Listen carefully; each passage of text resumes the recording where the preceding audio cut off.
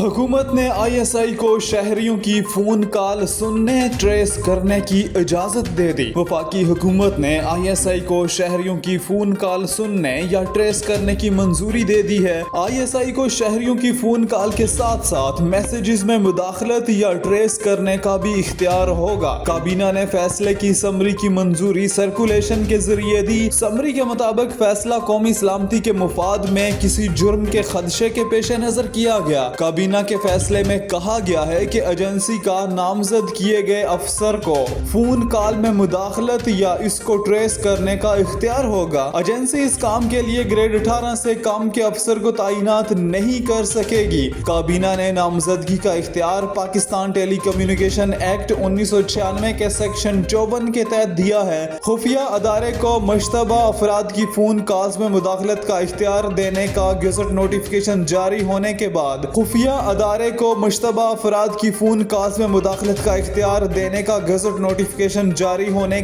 P T A نے حکم نامے پر عمل درآمد شروع کر دیا ہے۔ پی ٹی اے نے تمام موبائل فونز آپریٹر کو نوٹیفکیشن کی کاپی جاری کر دی۔ پی ٹی اے نے تمام لائسنس ہولڈرز کو نوٹیفکیشن پر عمل درآمد یقینی بنانے کی ہدایت کر دی۔ وفاقی حکومت نے ملکی سلامتی کے پیش نظر فون کالز میں مداخلت اور ٹریس کرنے کا اختیار دیا گیا ہے۔